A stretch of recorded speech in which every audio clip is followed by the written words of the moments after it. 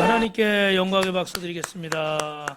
인사하겠습니다. 예수님 믿으면 꿈같은 일을 합니다. 나를 통해 한 영혼을 구원했습니다. 내 영혼아 내가 새벽을 깨우리로다.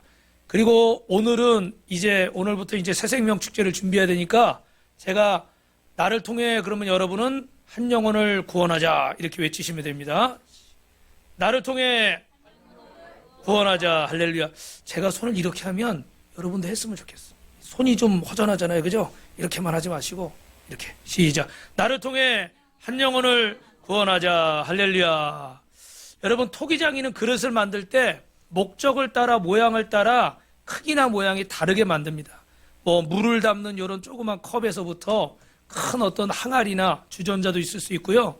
중요한 건 그것이 예술적일 수도 있고 또 어떤 면에서 실용적일 수도 있는데 분명한 거는 그 용도에 따라서 목적에 따라서 만들어지는 거예요.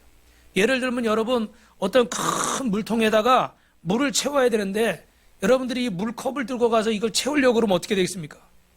아마 수천 번 왔다 갔다 해야 될 거예요. 그죠? 그러면 또 무슨 항아리가 있다고 그러잖아요. 그럼 항아리에다가 이렇게 좀 크니까 물을 떠서 담으려고 그러면 어떨까요? 무거워가지고 금방 지쳐버리겠죠. 그죠? 그러니까 옛날에 우리 그 초롱이라고 그러잖아요. 이렇게 어깨에다 물통 지고 다녔잖아요. 그런 통이나 아니면 전문용어로 빠게스. 일본말 쓰면 안 되는데 전문용어로 이런 통을 들고 해서 이렇게 빨리 붓든지 아니면 기술이 있으면 무슨 호스를 연결해가지고 모터로 이렇게 물을 공급하든지 그럼 훨씬 수월하겠죠. 그죠? 그러니까 용도와 목적이 있는 거야. 하나님이 귀하게 쓰는 그릇도 만드실 수 있고 막 쓰는 그릇도 만들 수가 있어요. 근데 참 안타까운 건 뭐냐면 내가 혹시 막 쓰는 그릇이면 어떡할까? 다 우리는 어떻게 돼요? 귀하게 쓰는 그릇이 되고 싶어 한단 말이에요. 그런데 여러분 그런 얘기 들으셨어요? 그 드라마나 영화 같은 거 보면 오케스트라 해보면 이렇게 우리는 뭐가 되는 게 좋아요? 주인공이 되는 게 좋죠. 그리고 대사 분량도 많고 많이 나오고 그래야 좋잖아요. 근데 이 감독의 입장에서는 여러분이 아시지만 주인공만 중요한 게 아니라 우리 몇 년 전부터는 어떤 사람들이 더 떠요? 조연들이 더 뜨잖아요. 할렐루야. 그런 사람들이 없으면 그 영화가 어떻게 돼요? 그냥 죽어버려. 좀 심하네요. 영화의 그 맛이 없어. 그만큼 예를 들면 여러분 아시는 그 기생충이라는 영화도 보니까 주인공도 대단하지만 그 옆에 나온 사람들 그 특별히 또 외국에서 히트친 거 있잖아요. 뭐요? 짜파구리. 짜장 그 라면에다가 고기 넣어가지고 여러분들 그거 잘 모르세요? 주여 이런 시대에 뒤떨어진 사람들을 보았나? 그런 게 세계적으로 히트를 쳤어요. 영화가 유명해지니까. 그러니까 감독의 입장에서 볼 때는 주인공만 중요한 게 아니라 그 작은 역할도 없어서는 안 되는 거예요. 예를 들면 저는 그 고등학교 다닐 때 이렇게 취재학부를 했는데 거기 보면 심벌이 있어요. 그럼 어떤 곡들은 십몇 분씩 20분씩 가는 곡들이 있어요. 그 콘탁 지휘자가 보는 악보는요 수십 장이에요. 그래서 우리 보통 악보는 이렇게 그냥 한 장이면 되잖아요. 그죠? 근데 거기는 드럼, 베이스는 없죠. 그 트럼펫, 트럼본, 우리는 클라리넷까지 있어요. 목관악기까지 있었는데 클라리넷, 팀파니가 어디서 나와야 될지 이게 다 있는 거예요. 그게 여러 가지니까 악보가 수십 장이 되는 거예요. 지휘자는 그걸 다 보고 지휘를 해야 돼요. 근데 거기 심벌은요 여러분 아시는 것처럼 자주 안 나와요. 그죠? 중요할 때만 한 번씩 나와가지고 짱 치든지 아니면 짠짠짠 이렇게 치든지. 근데 그 사람은 그걸 다 보고 있어야 돼. 이렇게 하는 것 같으면서 그걸 보고 있어야지 나올 때 멀었다고 딴짓하고 이러고 있으면요 놓쳐버리는 거예요. 그리고 지휘자도 그걸 보면서요 그 나올 때 그게 찬 하고 나와줘야지 음악이 사는 거지. 그게 안 나와버리면 어떻게 돼? 음악이 그냥 이렇게 또 죽었어요. 죽어버리는 거예요. 음악이 맛을 잃어버리는 거예요. 그래서 여러분 무슨 말씀이에요? 지휘자나 감독이 볼 때는 그 역할 하나하나가 하나님 앞에는 다 소중한 줄로 믿습니다. 물론 바이올린 중에도 퍼스트 바이올린, 세컨 바이올린보다 퍼스트 바이올린이 분량이 많으니까 중요하죠. 그러나 이 세컨이 또 없으면 어떻게 해요? 소리가 비는 거예요. 그 화음이 안 나면 그 음악은 어떻게 해요? 맛이 가도 좀 정도가 좀 했네. 난 죽기를 바랬는데. 그 음악이 죽어버리는 거예요. 모르는 사람은 잘 모를 수도 있어요.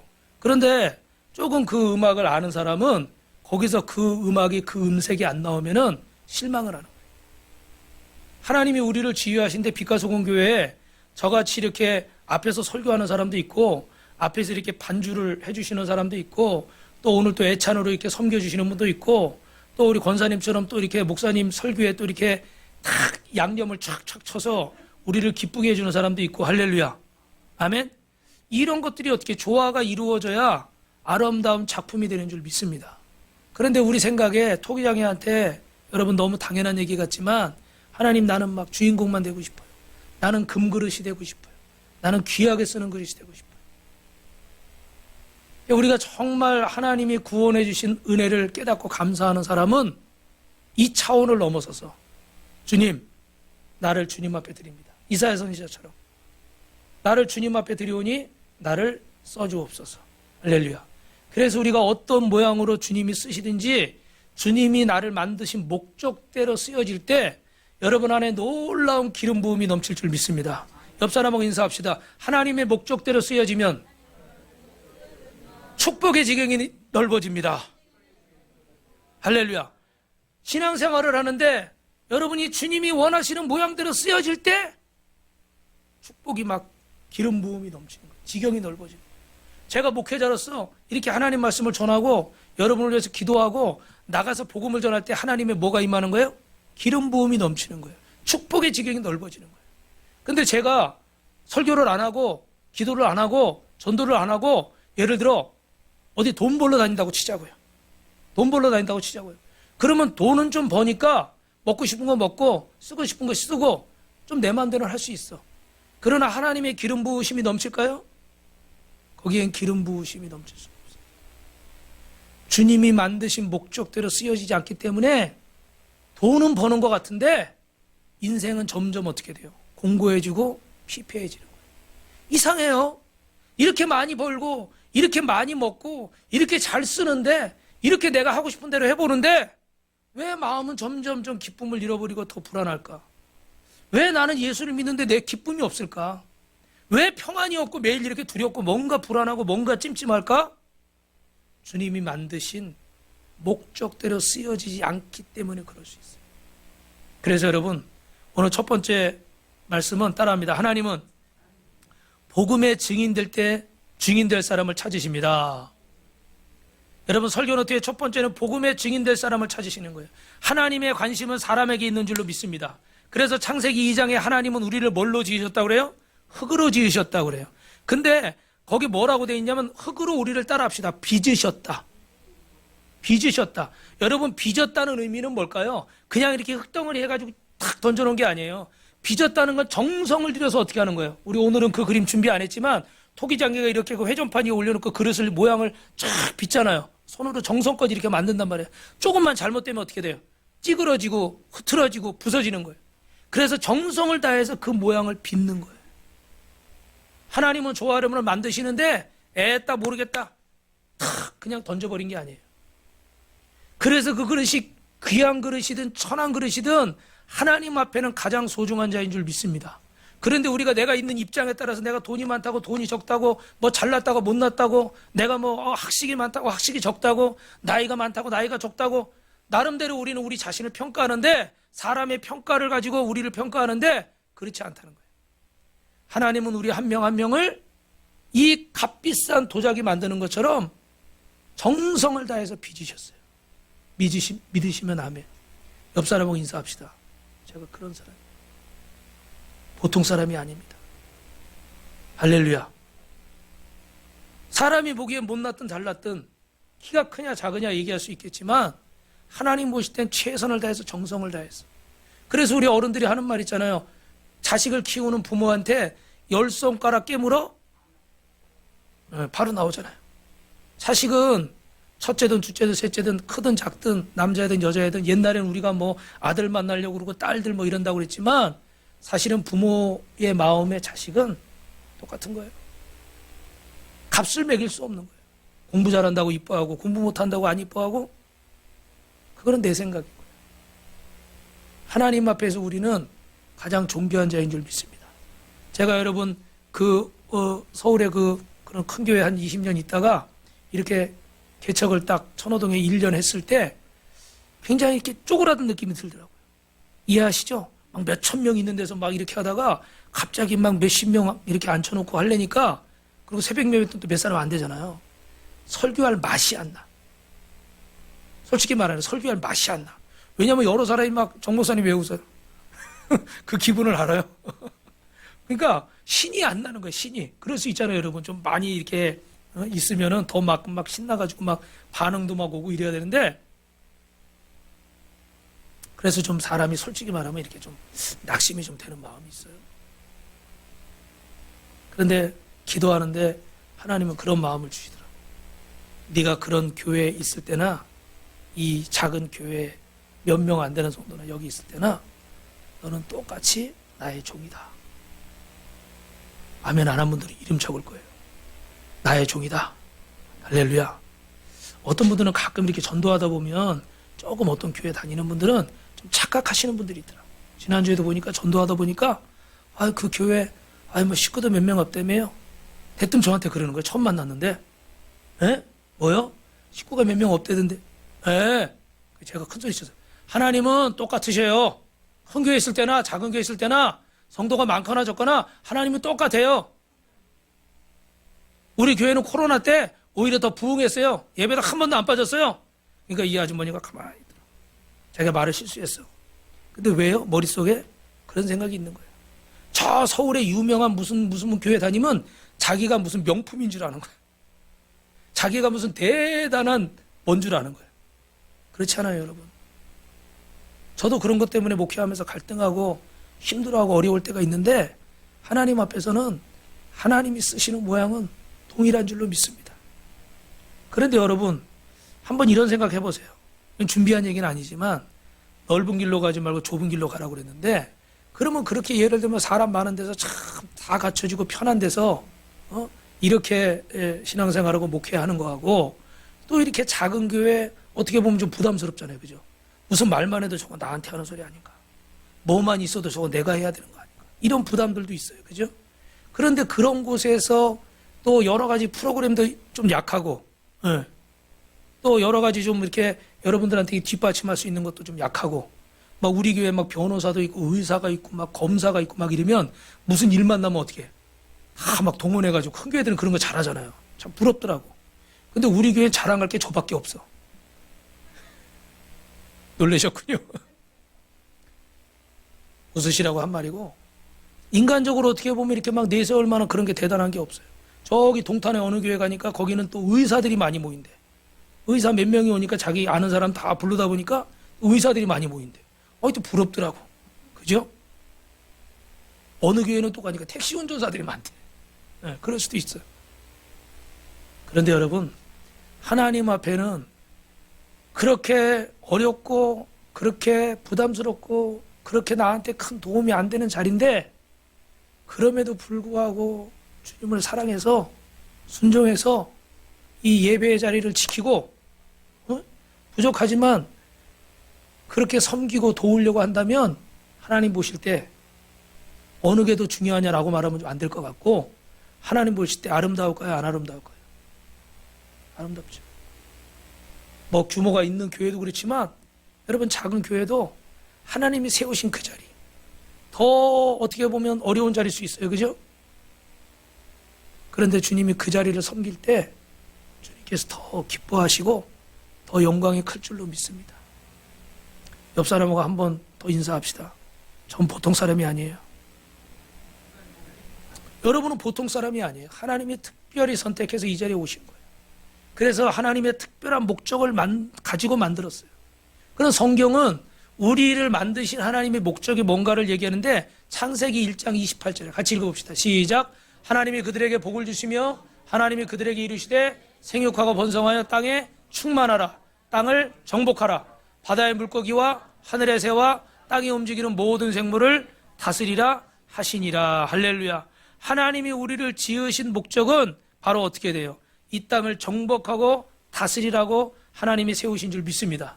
그래서 우리 저와 여러분은 잘 될 수밖에 없어요. 믿으시면 아멘. 왜냐하면 그 땅을 정복하고 다스리는 이 사명을 주셨기 때문에 우리는 하나님 앞에 이미 복을 받은 사람들이에요.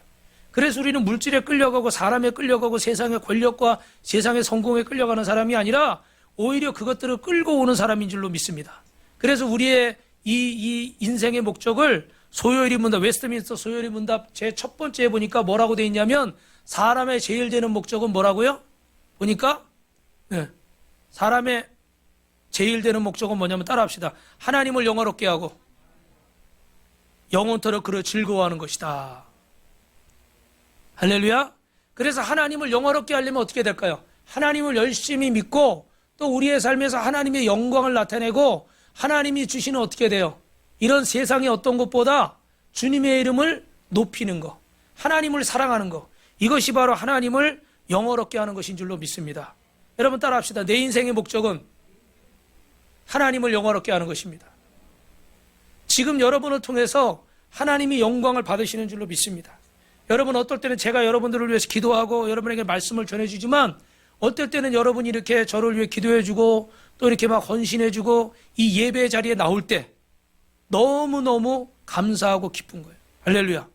우리 김정배 장로님이 오늘도 예배에 참석하셨는데 우리 그동안에 코로나 때문에 코로나 전에는 동네에서도 요 아파트에서도 새벽 예배 오시는 분들이 꽤 있었거든요. 근데 또 어떻게 코로나 터지면서 오시던 가정들이 2가정, 3가정이 이사를 가고 막 이러고 또 코로나니까 어떻게 교회 가면 코로나 걸리는 줄 알고 그죠? 그래가지고 새벽 예배 때 사람이 거의 없었어요. 근데 우리 또 장로님이 이렇게 지난주에 오셔가지고 이렇게 새벽 예배를 나오시니까 제가 얼마나 힘이 나는지 모르겠어요. 할렐루야. 그래서 야곱이 그랬잖아요. 주의 얼굴을 뵌 것 같습니다. 정말로 그러니까 여러분 하나님이 여러분을 쓰시는 거예요, 안 쓰시는 거예요? 쓰고 계시는 거예요. 여러분이 혹시라도 오늘도 지금 이렇게 우리 이명자 권사님은 오늘 남편분이 지금 병원에 입원해 계시는데 위에서 기도해 주시고 이 호흡이 기웅이 구멍이 나가지고 바람이 차고막이 돼가서 상태가 지금 좀 좋아졌는데 계속 그렇게 되면 이제 내일 수술을 해야 된대요. 바라기는 수술하지 않고 하나님이 치료하실 수 있도록. 또 우리 누굽니까? 우리 뒤에 형제는 누구죠? 봉준이 형제. 봉준이 형제는 또 아버님이 폐가 안 좋으셔가지고 작년에도 한번 입원하셨는데 오늘 여기 또 한림병원에 입원하셔가지고 보호자로 지금 가서 오늘 예배를 못 왔어요. 아마 영상으로 예배를 드리고 있을 거예요. 여러분 오늘 저와 여러분이 한 명 한 명이 예배에 나오는 것 자체가 하나님 앞에 너무나 소중하고 또 이 주의 종에게 큰 힘을 주는 줄로 믿습니다. 여기서 설교하는 목사만 하나님이 쓰시는 거 아니에요. 여러분 한 명 한 명을 누가 쓰고 계신 거예요? 하나님이 쓰고 계신 거예요. 그러니까 혹시 여러분이 힘들고 또 막 귀찮고 하기가 싫고 또 어떨 때는 어렵고 아프고 이럴 때가 있잖아요. 그죠? 그럴 때라도 꼭 이걸 기억하십시오. 하나님이 나를 쓰시려고 하는구나. 아멘. 그 부르심에 순종하는 자에게 주님이 뭐 하시는 거예요? 아까 처음에 얘기한 것처럼 기름 부으시는 거예요. 주님의 목적대로 사용되는 자에게 주님이 기름 부으시는 줄로 믿습니다. 그래서 저와 여러분은 하나님을 영화롭게 하는데 여러분 예수님께서 십자가에서 인류의 죄를 담당하고 죽으시고 부활하신 후에 하나님의 관심은 누가 이 복음을 전해서 이 사람들을 구원하게 할 것인가. 뭐라고요? 누가 이 복음을 전해서 이 사람들을 구원하게 할 것인가. 그래서 예수님은 오늘 본문에 마태복음 4장 18절에 보니까 같이 읽어볼까요? 갈릴리 해변에 다니시다가 두 형제 곧 베드로라 하는 시몬과 그의 형제 안드레가 바다에 금을 던지는 것을 보시니 그들은 어부라. 주님은 거기 그냥 해변에 구경하러 나가신 게 아니에요. 바람 쐬러 나가신 게 아니라 누구를 보러 나가셨어요? 베드로와 안드레와 그 사람들을 보러 나가신 거예요. 그 형제들을 보러 나가셨어요. 왜요? 그들을 관찰하시기 위해서. 왜 관찰하십니까? 저들을 쓸 수 있는가? 저들이 이 복음을 세상에 전하는 이 사명을 감당할 수 있겠는가? 할렐루야. 그래서 19절 말씀 같이 있습니다. 시작. 말씀하시되 나를 따라오라. 내가 너희를 사람 낚는 어부가 되게 하리라 하시니라. 그렇습니다. 주님은 지금도 사람을 찾고 계시는 거예요. 교회마다 다니면서 사람을 찾고 계시고 거리마다 다니면서 사람을 찾고 계세요. 이곳에 저곳에 이런 직장 저런 직장 다니시면서 주님을 사람을 찾으세요. 왜 찾으신다고요? 이 복음을 전할 사람들을 찾으시는 거예요. 믿으시면 아멘. 하나님을 떠난 채 방황하는 사람들, 주님이 돌아오도록 복음을 전할 사람들. 지난주에도 말씀드렸지만 이렇게 나가보면 예비된 영혼을 꼭 만나게 돼요. 아, 하나님이 오늘 이 사람을 만나라고 나를 보내셨구나. 하나님이 이 사람을 구원하시려고 나를 보내셨구나. 할렐루야. 그때마다 주님이 나를 사용하심을 깨닫는 거예요. 주님이 나를 그 복음의 증인으로 쓰시는데 하나님 나라의 광고는 항상 똑같아요. 무슨 광고일까요? 따라해보세요. 구인 광고. 구인 광고가 뭔지 아시죠? 사람 찾는 거예요. 사람 찾는 광고예요. 예. 여기 이런 사람 필요합니다. 주님은 항상 영혼을 찾으시는 거예요. 실족한 영혼들, 방황하는 영혼들, 주님을 알지 못하고 죽어가는 영혼들을 찾고 계신 줄로 믿습니다. 그래서 우리를 통해서 어떻게 돼요? 복음이 전달되게 우리를 뭘로 사용하시는 거죠? 통로로, 다른 말로 브릿지, 다리로 사용하시는 거예요. 근데 여러분, 주님이 이렇게 저 사람에게 가고 싶어도 내가 중간에서 다리 역할을 해야 되는 거예요. 내가 나가서 주님 말씀에 순종해서 복음을 전해야 되는 거예요. 그런데 내가 이 브릿지 역할을 안 하고 있어요. 그럼 주님이 가실 수 있어요, 없어요? 못 가시는 거예요. 이 사람은 복음을 들어야 되는데, 천국을 알아야 되는데 알 수가 있어요, 없어요? 없는 거예요. 이 불신자 의사에게 아까 그 환자는 뭐와 같은 역할을 했어요? 브릿지와 같은 역할을 한 거예요. 그 사람이 막 숨이 멎었다 돌아왔다 하면서 사경을 헤매는 가운데 나를 위해 기도해달라고. 내가 죽어간다고. 근데 나중에 하나도 기억을 못해요. 이게 막 뭐 어떤 예를 들면 혼수 상태 가운데 그런 일어난 일인가 기억은 못해. 근데 그 사건을 통해서 이 사람이 깨달은 게 뭐예요? 아, 천국과 지옥이 있구나. 주일학교 때 들었던 죽은 다음의 세계가 있구나. 이분은 그 사건을 통해서 그걸 깨달은 거예요. 그래서 이거를 간증을 하니까 이렇게 영상으로 만들어가지고 이렇게 우리에게도 보여주신 거예요. 물론 개인의 체험에 따라서 조금 차이는 있을 수도 있어요. 그런데 저 의사분은 그 환자를 통해서 천국과 지옥을 확신하게 됐고, 사랑하는 성도 여러분, 하나님 아버지는 오늘도 저와 여러분을 복음의 증인으로 쓰시길 원하시는 줄로 믿습니다. 조금 전에 말씀드린 그때 우리가 부족하지만 주님 앞에 제가 여기 있습니다. 저를 써주옵소서. 부르심에 응답하는 저와 여러분이 되시기를 주님의 이름으로 축원합니다. 여러분, 토기장애가 그릇을 만드는데 목적 없이 만들겠습니까? 어떤 사장이 직원들 일을 시키는데 일도 안 시키고 월급을 줄 리가 없어요. 어떤 사람이 아주 돈을 많이 주고 보석을 사는데 아무 값어치 없는 보석을 살 리가 없어요. 그렇죠? 누가 울지 않는 새를 키우겠습니까? 새의 그 아름다운 소리를 듣고 싶어서 새를 키운단 말이에요. 향기가 없는 꽃을 사는 사람들이 없어요. 그 아름다운 향기를 맡고 싶어서 봄이면 봄꽃을 사고, 우리도 그 입구에 우리 그 꽃이 아름답게 이렇게 있잖아요. 그죠? 그런 향기들을 맡기 위해서 꽃을 이렇게 또 키우는 거예요. 그 아름다움을 보기 위해서. 하나님이 우리를 만드실 때는 분명히 만드신 목적이 있는 줄로 믿습니다. 저와 여러분이 이 땅에 태어난 목적이 있는 줄 믿습니다. 할렐루야. 그것이 뭐예요? 복음의 증인이 되라. 믿으시면 아멘. 그래서 여러분, 이분은 누구냐면 달라스 카우보이, 그 미식 축구 있죠, 그죠? NFL이라고 하는 이 슈퍼볼에서 우승을 했던 톰 랜드리 감독이에요. 근데 이분이 더 대단한 건 뭐냐면 막 유명한 코치 감독이기도 하지만 또 바이블 티처예요. 성경을 교회에서 그렇게 열심히 가르치고 복음을 열심히 전하는 사람이에요. 사실은 신앙적으로도 승리하고 어떻게 보면 세상적으로도 어떻게 돼요? 성공을 한 거죠. 그래서 기자가 질문하는 거예요. 당신은 어떤 생각을 가지고 살아가느냐? 이 성공의 비결이 뭐냐? 질문을 했더니 이 톰 랜들이라는 사람은 내 삶의 우선순위입니다. 뭐라고요? 우선순위. 우선순위는 뭐예요? 내가 뭘 가장 중요하게 생각하고 맨 앞에 뭘 먼저 세우는가? 뭘 먼저 할 것인가? 우리도 어떻게 돼요? 급한 일부터 하면 안 되고 어떤 일부터 하라고 그래요? 중요한 일부터 하라고 그러잖아요. 그죠? 근데 우리는 자꾸 어떻게 돼요? 급한 일부터 하게 돼요. 그러니까 결국 중요한 일을 놓칠 때가 많아요. 이걸 바꾸고 싶은데 저도 그렇게 잘 안 될 때가 있어요. 근데 이분이 말하는 우선순위는 이거예요. 그러니까 당신의 우선순위가 뭡니까? First, God. Second, Family.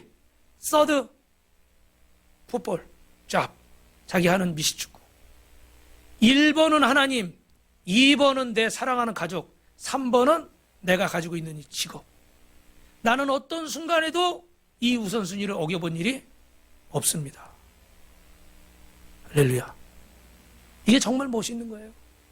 어떤 경우에도 이 풋볼 우승하고 싶고 감독으로서 막 잘하고 싶고 막 이럴 거 아니에요, 그죠? 그 욕심도 나면 가족도 등한시할 수 있고 주일날인데도 어떻게 돼?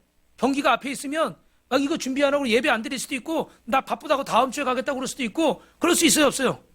그런 사람 많잖아, 사고야. 그런데 이분은 그렇지 않은 거예요. First God.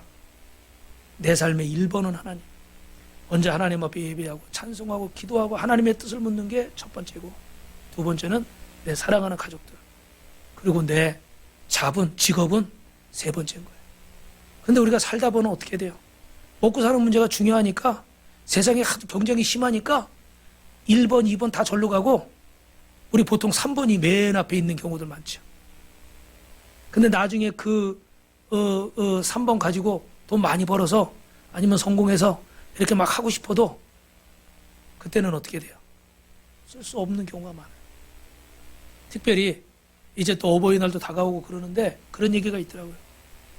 내가 감사를 깨닫고 감사를 하려고 그럴 때 내가 감사해야 될 사람들이 세상에 하나도 남아있지를 않았다.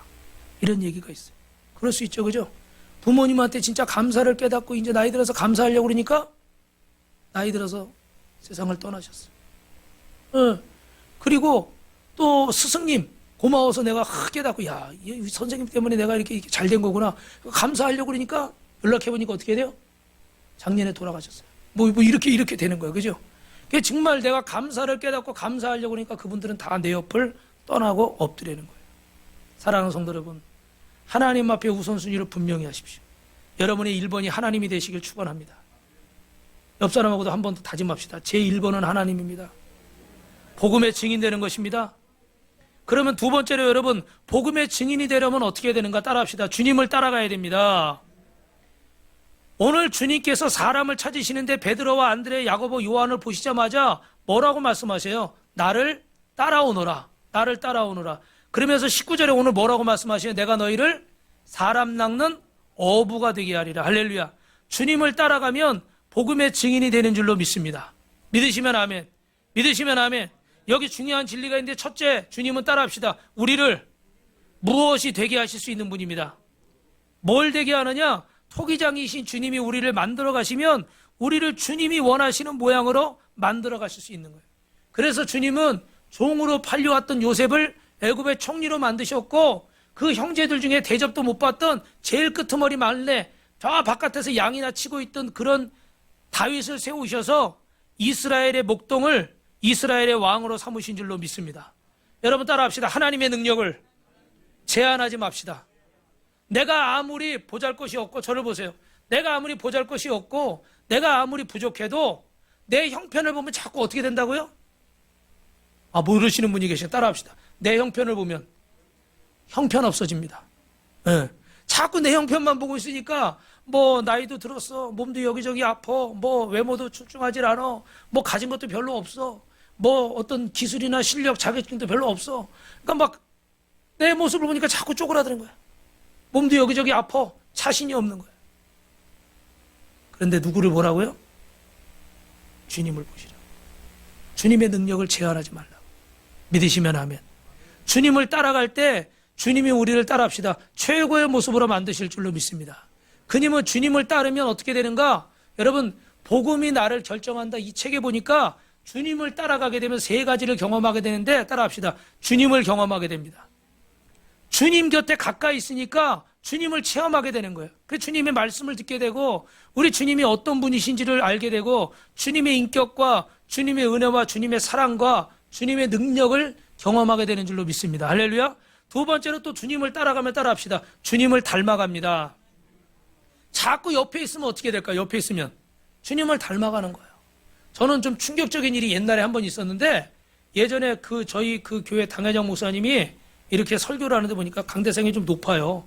근데 이분이 나이도 있고 뭐 그러니까 이게 좀 불편한 사람들이 없잖아요. 그러니까 설교하실 때 보니까 이렇게 걸치고 막 설교를 하시고 그래요. 그래도 누가 뭐라고 하는 사람도 없어. 또 강대성도 이렇게 높으니까. 예. 허리도 아프신지 하여튼 이러고 막 설교를 해요. 근데 제가 어느 날 이렇게 막 봤는데 어느 날 제가 설교하는데 팔이 여기가 있더라고. 이해되세요? 이렇게 턱 걸치고 정말 깜짝 놀랐어요. 저는. 여러분은 이거를 대단하게 생각하지 않을 수 있는데 저는 굉장히 충격을 받았어요. 이 자리가 굉장히 두렵고 떨리는 자리예요. 맞죠, 여러분? 하나님 말씀을 대언하는 자리이기 때문에 제가 이렇게 말을 술술 하는 거지만 항상 기도하고 올라오고 항상 새로운 마음으로 하나님 앞에 부끄럽지 않은 모습으로 서야지, 제가 막 하나님 앞에 막 엉터리로 살고 막 죄 짓고 살고 하나님 말씀 불순종하고 거역하고 살면서 여기 와서 탁 뺀질뺀질 막 뭐 설교해봐야 하나님 역사하시 안 하세요? 안 하셔요. 그러니까 이 자리는 10년을 하고 20년을 해도 프로가 될 수 있어요, 없어요? 대답해 보세요. 프로가 될 수 있어요, 없어요? 이 자리는 프로가 될 수가 없어요. 40년, 50년을 목회하고 내일 은퇴하는 목사님도 이 자리에서는 아마추어예요. 처음 같은 자리. 이해되세요? 그런데 내가 여기다 팔을 거치고 할렐루야 이러고 있어. 깜짝 놀랐어. 그때 30대 초반인데 깜짝 놀랐어. 아, 이게 아니지. 그래서 어떤 목사님들은 설교할 때 여기다 이렇게 손잡이를 만들고, 곽선임 소망교회 곽선임 목사님 여기다 손잡이를 만들었어. 난 그 교회 갔다가 왜 강대성에 손잡이가 다 있냐. 이분이 손을 막 이렇게 안 하려고 이걸 여기다 붙잡고 하는 거야. 필요할 때만. 왜요? 이 자리가 두렵고 떨리는 자리. 그러니까 하나님 앞에 내가 경솔하게 하지 않으려고 항상. 그래서 여러분, 나 같은 죄인을 쓴 존 버녀는 노예상인이었잖아요. 나중에 목사님이 됐는데 평생 무슨 옷을 입고 설교했대요? 저런 가운 입고 설교하지 않고 그 노예 상인이었을 때 그 옷을 입고 설교했대요. 왜 그랬어요? 내가 주님 앞에 이런 죄인이라는 거, 내가 그런 나쁜 사람이라는 걸 잊지 않으려고 평생 그 노예 상인 옷을 입고 설교를 했대요. 할렐루야. 사랑하는 성도 여러분, 오늘 주님과 우리가 가까이 하다 보면 주님을 닮아갈 수밖에 없어. 주님의 마음을 깨달을 수밖에 없고, 여러분, 예수님의 성품과 예수님의 인격이 저와 여러분의 것이 될 줄로 믿습니다. 그리고 계속 함께 하니까 주님의 뜻이 따라합시다. 주님의 뜻이 나의 뜻이고. 할렐루야. 여러분, 예수 믿으면서 제일 중요한 건 뭐예요? 복음의 증인이 되라고 그랬는데 그게 누구의 뜻입니까? 주님의 뜻인 거예요. 이 베드로, 안드레, 야고보 주님이 찾아 나선 이유가 뭐라고요? 복음의 증인을 삼으시려고. 그 뜻이 나의 뜻이 돼야 되는 거예요. 근데 여러분이 예수를 1년을 믿고 10년을 믿고 20년을 믿었는데도 30년을 믿었는데도 여러분 인생의 목적이 달라지지 않고, 여러분 인생의 가치관이 바뀌지 않고, 여러분 돈 버는 목적이 바뀌지 않고, 여러분 인생을 살아가는 이유가 바뀌지 않는다면 제대로 예수 믿는 게 아니에요. 매일 와서 성전 뜻만 받고 웃긴 얘기하면 웃고 슬픈 얘기하면 조금 이러다가 어디 선교사 어렵다고 하면 헌금이나 좀 하고, 그렇게 신앙생활하는 것을 인생의 전부라고 생각하면 조금 잘못 알고 계시는 거예요. 주님을 따라가다 보면 주님을 닮아가는 거예요. 주님이 사셨던 것처럼 나도 살려고 하게 되는 거예요. 주님이 이 땅에 그 높고 높은 보좌를 버리시고 낮고 천한 이 자리에 베들레헴 말구육관에 오셔서 가난한 목수의 아들로 30년을 사시다가, 그 형제들이 여러 명 있었는데 성경에는 안 나오지만 소년 가장처럼 아버지가 일찍 돌아가시니까 어머니와 동생들 이렇게 봉양해야 되잖아요. 그러니까 또 목수 일도 하고, 그러다가 30살에 공생애를 시작하셔서 3년 동안 천국 복음을 전파하시다가 병든 자, 가난한 자, 헐벗은 자, 고통받는 자 위로하고 치료하고 살리다가 우리의 모든 죄를 짊어지시고 그 십자가에서 죽으신 거예요. 그래서 처음부터 끝까지 마지막까지 하신 말씀은 다시 부활하셔서 제자들에게 뭐라고 그래요? 너희는 가서 아버지와 아들과 성령의 이름으로 세례를 주고 내가 너에게 분부한 모든 것을 가르쳐 지키게 하라. 마태복음 28장이 지상명령이에요. 우리에게 주신 마지막 주님의 명령이에요. 이것이, 이 주님의 뜻이 누구의 뜻이 돼야 되는 거예요? 나의 뜻이 돼야 돼요.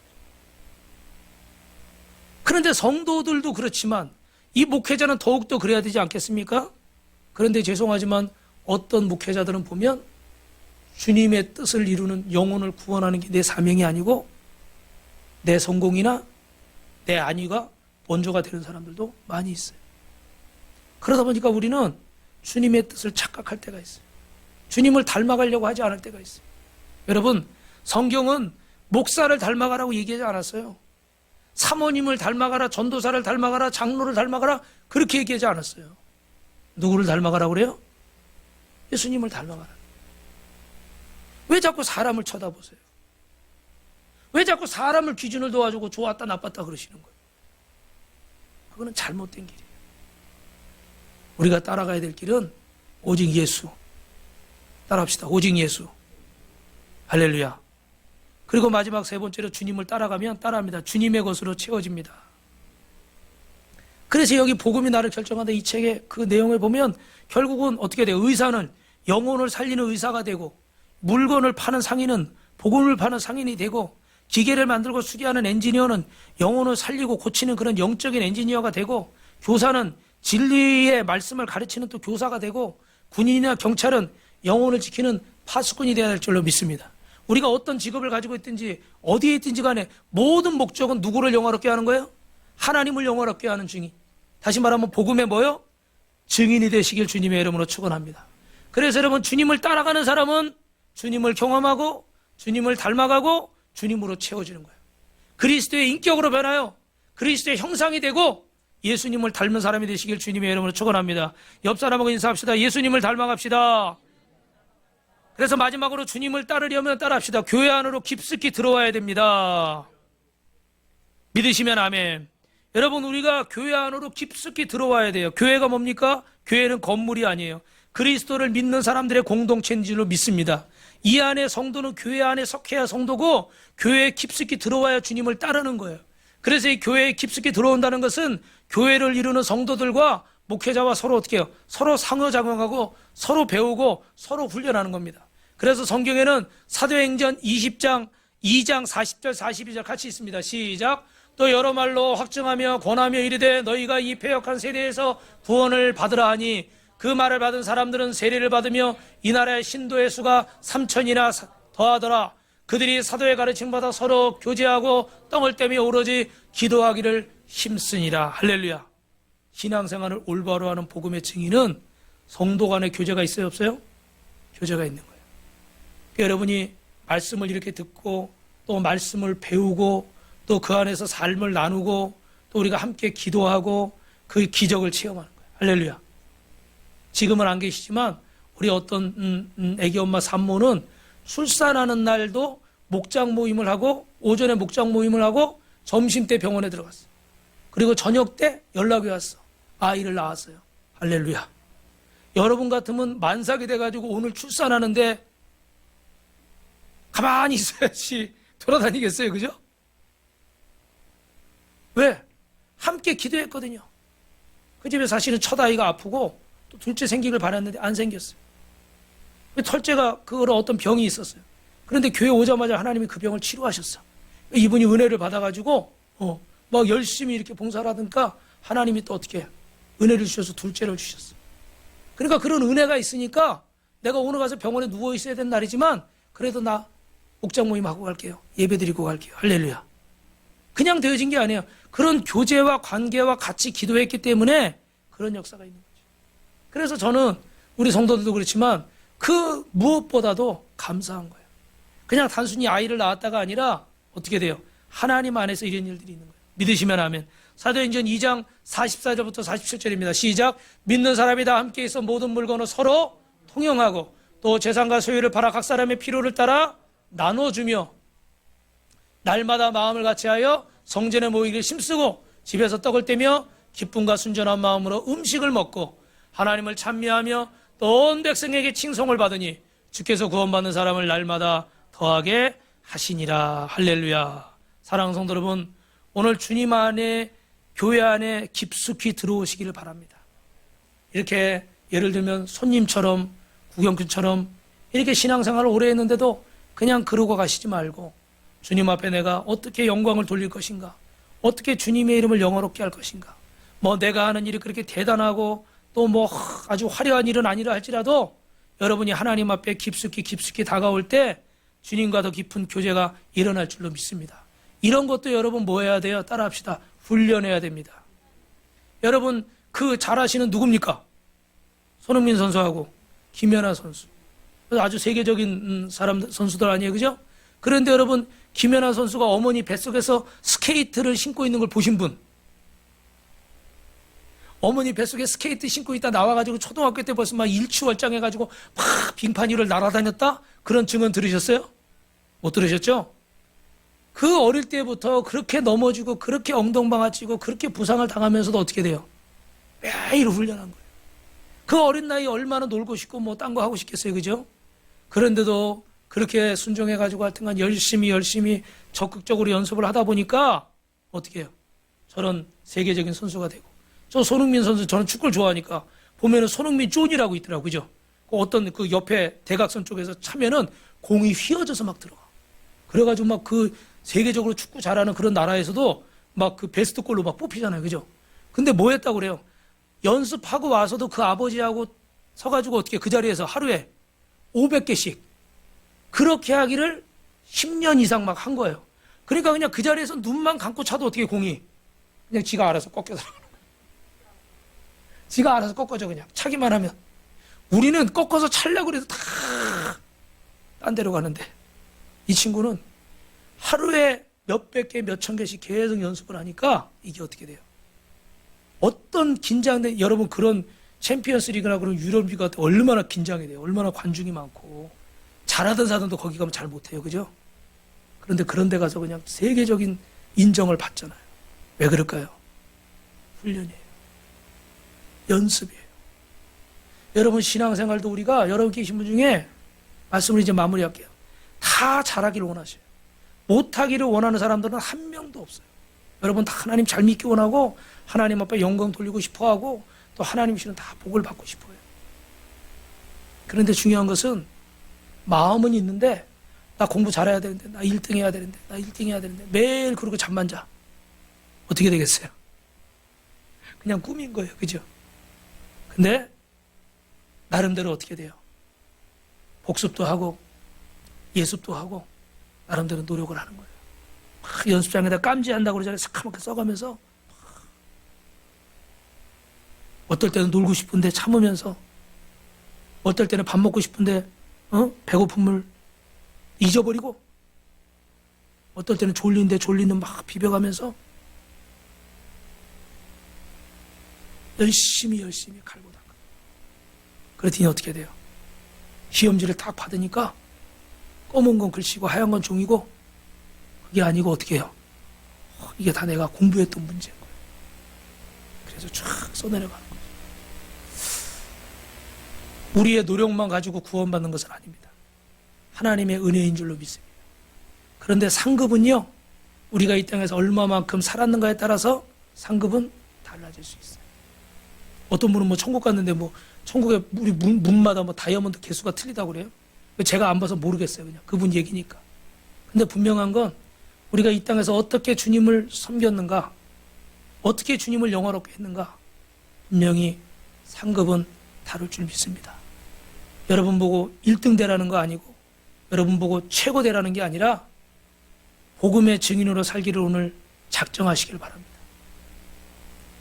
그래서 우리가 이 땅에 사는 동안에 어떻게 하면 주님을 영화롭게 할 수 있는가, 나를 훈련하고 나를 하나님 앞에 세워가시길 바랍니다. 이 사진 보여드리고 마칠게요. 저기 밑에 있는 분도 누구냐면 알렌 선교사, 장로교회 언더우드 선교사, 감리교회 아펜젤러 선교사, 저 끝에 모자 쓰신 분은 호주 선교사님인데, 이런 분들이 우리나라에 올 때는요, 우리가 지금 이렇게 참 미개한 그런 나라들 전도하러 갈 때 뭐라고 하냐면 미전도 종족, 주님을 알지 못하는 그런 종족들한테 전한다고 그래요. 근데 100여 년 전에 저 선교사들이 우리나라 올 때는 우리나라도 어떻게 돼요?